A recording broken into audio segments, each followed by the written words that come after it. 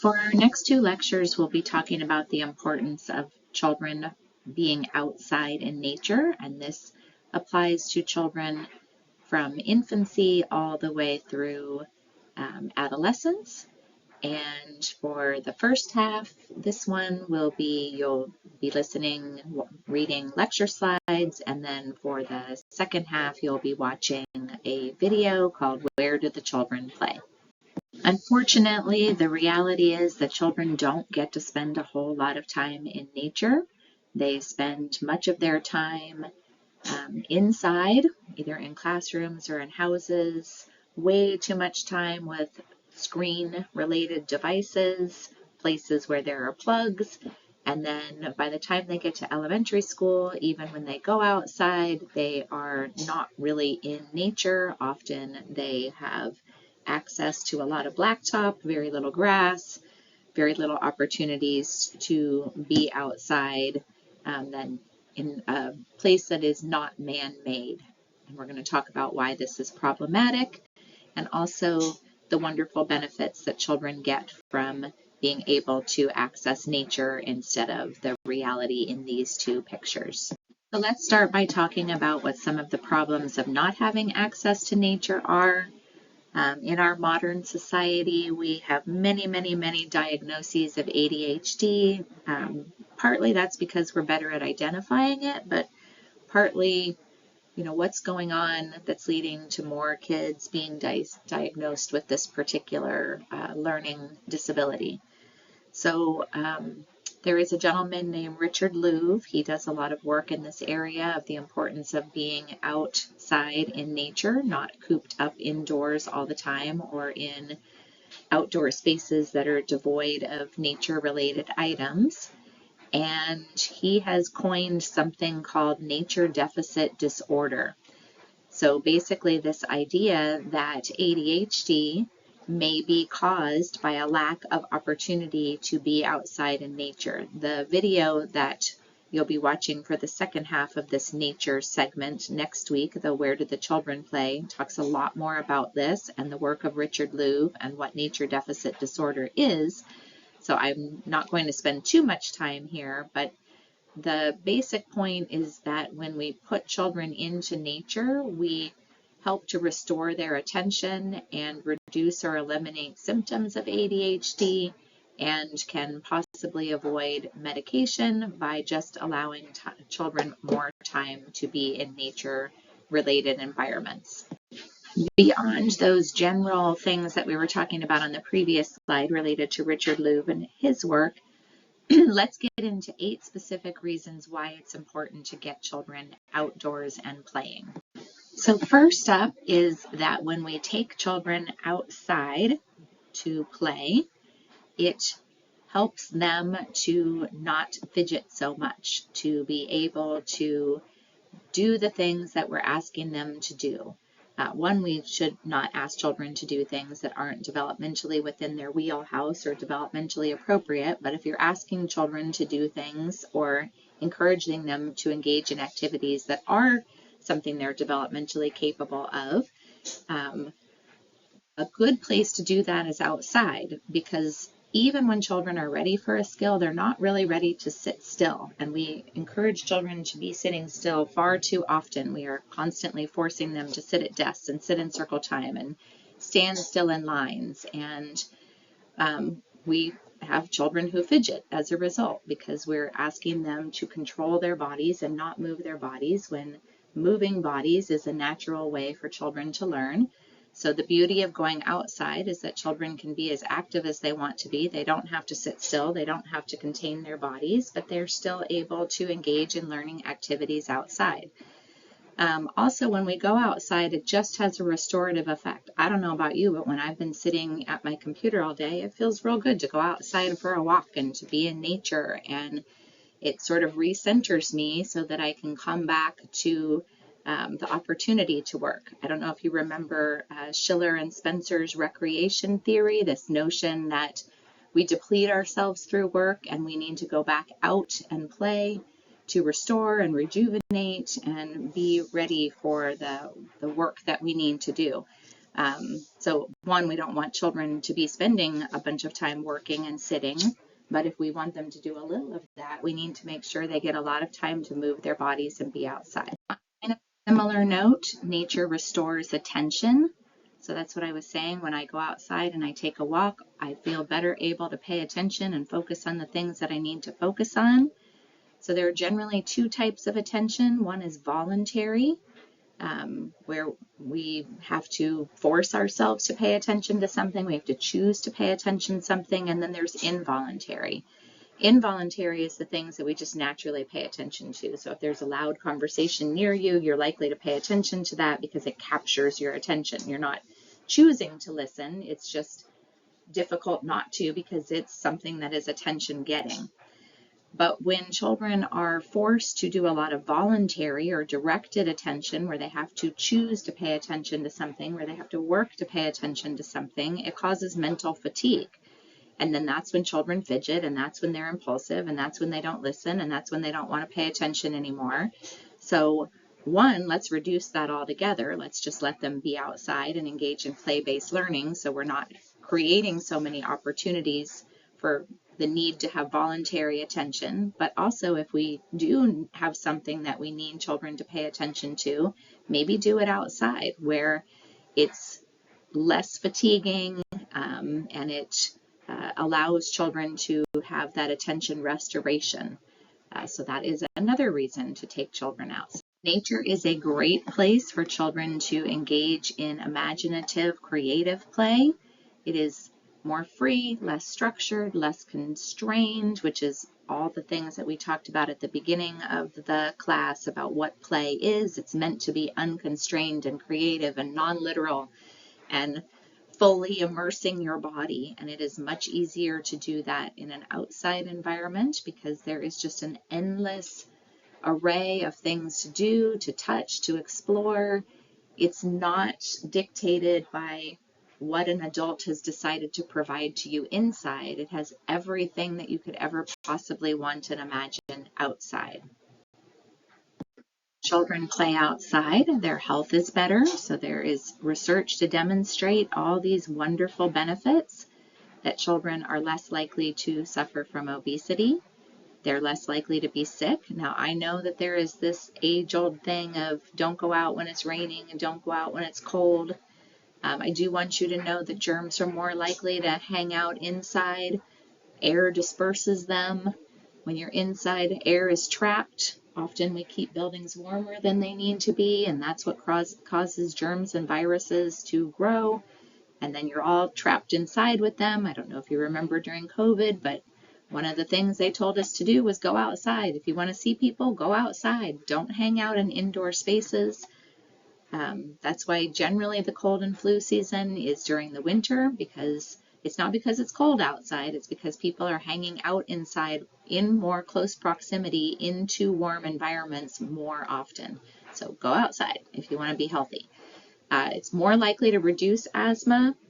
One of the reasons that asthma has been on the rise is because we do not expose ourselves to things that make us asthmatic. So we are limiting our exposure early in life. That is when we are building resistance to all of the things. So the more time you spend outside, the less likely you are to react to things out there and to have asthmatic symptoms. Vitamin D deficiency is real, but the more time people spend outside, the less likely they are to have a vitamin D deficiency. Good to go out and about in the world, and it is better for mental health. So being outside has wonderful properties of making us less mentally unhealthy. So it is important to be out and about in nature. Another benefit to being outside, and we'll talk about this more a little bit later in this slide, and you'll also see this in the Where Did the Children Play video, but when children go outside and play, they are more likely to do things that are mildly risky. And I don't mean dangerous, I mean risky. So I'm not talking about danger where you're going to fall and break your neck. I'm talking about risky where you might get a little bump or a scrape. And children are more likely to engage in risky play outside. And risky play is good because it decreases later risky and dangerous behavior. It's important for children to learn the limits of their bodies, to learn what they can and can't do, to learn to judge what is a reasonably safe activity and what is just flat out too dangerous. And the only way we learn that is through doing it. It is very difficult to learn about danger just by having somebody tell you.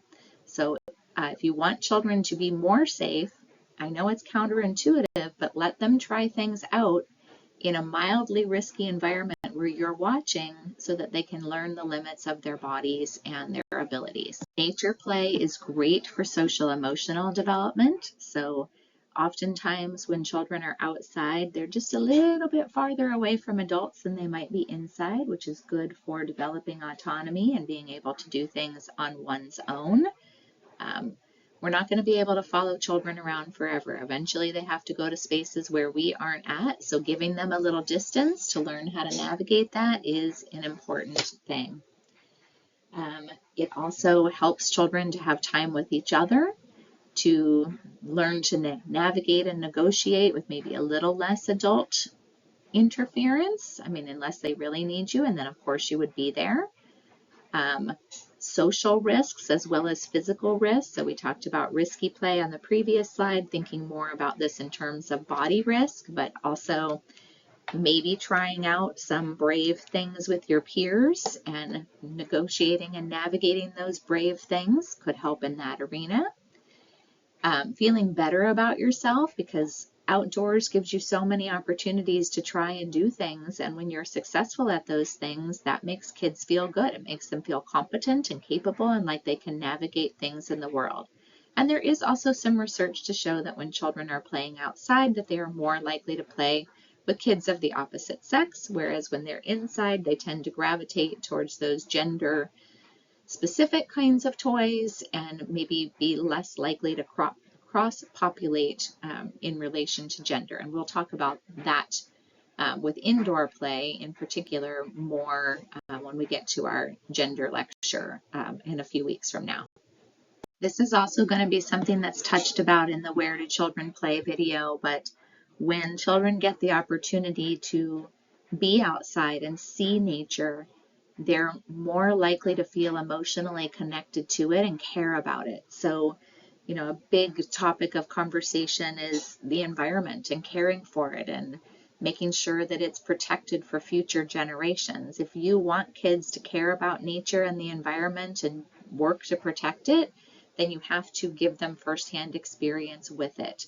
It's not enough to watch it in a video or to look at it abstractly through a computer screen. You've got to go out and feel emotionally attached. Another aspect of this is something called biophilia or biophobia. So biophilia is a love of nature. Biophobia is a fear of nature. We don't want children to have a fear of nature. We want them to have a love of nature. When children don't spend time out in nature, they're scared of it. They are worried about what's outside and, you know, are there bugs there? Is there a snake there? When children spend time in nature, they come to know it and appreciate it and love it, and then they want to care for it. And then they also want to spend more time in it because they're not nervous about what challenges and opportunities it presents. And lastly, it is a great opportunity when you're out in nature to see children at their absolute best.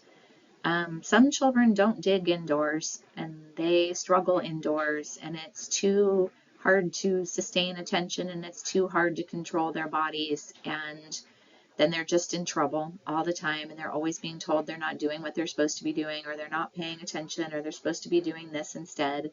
When children get the chance to go outside, none of that matters. It's easy to pay attention. It doesn't matter if you move your body.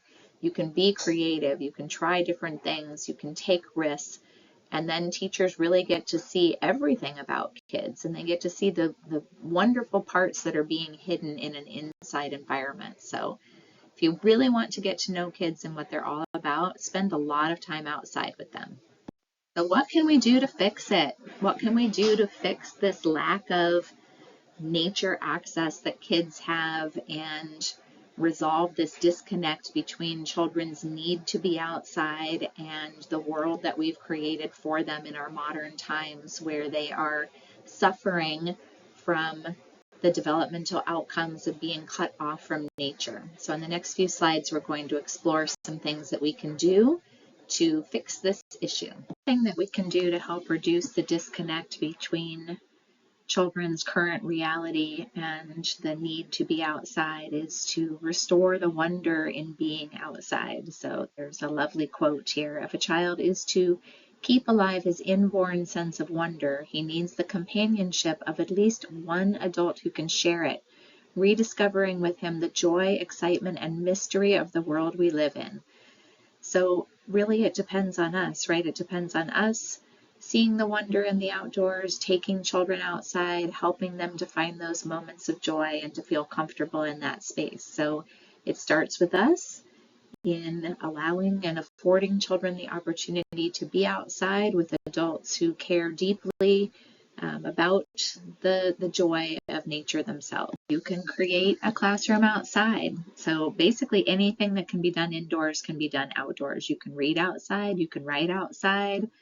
So rather than recess, where you're taking a break from the work that you're doing inside, this is the notion that outside is a learning space just like the indoors is. So not thinking of it as a break or, that place you go temporarily so you can come back and do the real stuff, but another setting within which learning can happen, and also just so happens to have these great, amazing developmental benefits. So you can still be a teacher, you just be a teacher outside. So take everything out that you're currently doing in. In addition to feeling joy outside and expanding the amount of time that children get to spend outside, we also want to be a human who co-discovers with children. So you are as excited to be out there and you are learning as much while you're outside as the children are. You can see the adults in these pictures. They are down and dirty on the ground, doing the same things that the children are, clearly in that process of co-discovery. When children have adults who are playful and joyful and work alongside them, they are much more likely to spend more time, take more out of the situation that they're in. Another thing that we can do is not be afraid of dirt. So dirt is actually not always bad for you. So sometimes we are so clean. This is also what I was saying about asthma, that when we stop going outside, we actually create the conditions for asthma because we're not allowing our bodies the opportunity to get used to something and build up an immunity or a resistance to it. And that is what dirt can also do for us. Dirt has microbes in it that are actually good for you. That's one of the reasons that being outside is good for our mental health, is because dirt and decaying things in the world emit chemicals into the air that actually make us feel good, feel better, more mentally healthy. So it is good to allow children the opportunity to play in dirt and start building up that kind of immunity. We don't want to be so clean. That's what the hygiene hypothesis is it's that we basically are becoming so clean that we're robbing ourselves of a natural ability to have better immunity and not get so sick down the line. So it is very important for children to have the access to touch things outside. That's why that last bullet says that children who grow up on farms are much less likely to develop allergies and have autoimmune diseases later on down the road, because they spend a lot of time touching things out in nature without being overly concerned about hygiene and cleanliness. So going barefoot is very important. I know that we're kind of obsessed with shoes in our culture, but it's important to allow children the opportunity to use their feet and develop the muscles in their feet and their ankles, and that only happens, particularly for young children, without shoes on. These are skills that your body is going to need later when it needs good foot and ankle health to be able to keep the rest of your body in line and moving appropriately. There are very few surfaces in the world that are actually dangerous. Most of the time we're not walking on glass or hot coals or any of those things. So wherever possible, allow children to go barefoot for better foot development and also to help them to have more control over their bodies and what they are trying to navigate. What I was talking about earlier, and also what will be in your Where Do the Children Play video, but it's really important to allow children to engage in risk. I'm not saying hazard or dangerous, like if it's something where a child's going to die or be seriously injured, then that's a hazard or it's dangerous. I'm talking about mild risk or even slightly elevated risk, so that children learn their bodies and get to practice what their bodies can do in a safe, more controlled environment. So we're going to talk about this a little bit more on the next slide. And again, there's more information in the Where Do the Children Play video. So the pictures on this video are actually videos, or excuse me, the pictures on this slide are actually videos. So if you click on them, then a play bar will pop up at the top so that you can watch children engaging in risk, not danger, but risk, figuring out how their body works and mastering that natural environment. And when children are allowed to do that, they get all kinds of great skills. So they get the courage to try, they get the perseverance to try again. So it's important to have courage to try something at all, but it's also important to have courage to try again when things don't work, because things don't always work. They get to make decisions on their own, so they get to determine what's an important goal and what they'd like to work on, and then maybe have to modify how they're doing it to be able to get to the goal that they have in mind. Children aren't aware of, or they're not born with body awareness, so they don't know exactly how their body works. We have to use our bodies to determine how our bodies work. And the only way that we can use them is if people get out of their way and let them use them. When children have the opportunity to engage in more risky body movements, they have better balance and coordination. And with trial and error, your child is going to get a better body subconscious. So that's where your body is talking to your brain. And then your body is, the brain is saying, hey, body, you can do this. Or, oh, body, I don't know that that's such a good idea. But if we don't give children the opportunity to make that body-brain connection, they're not going to be able to develop that body subconscious ability.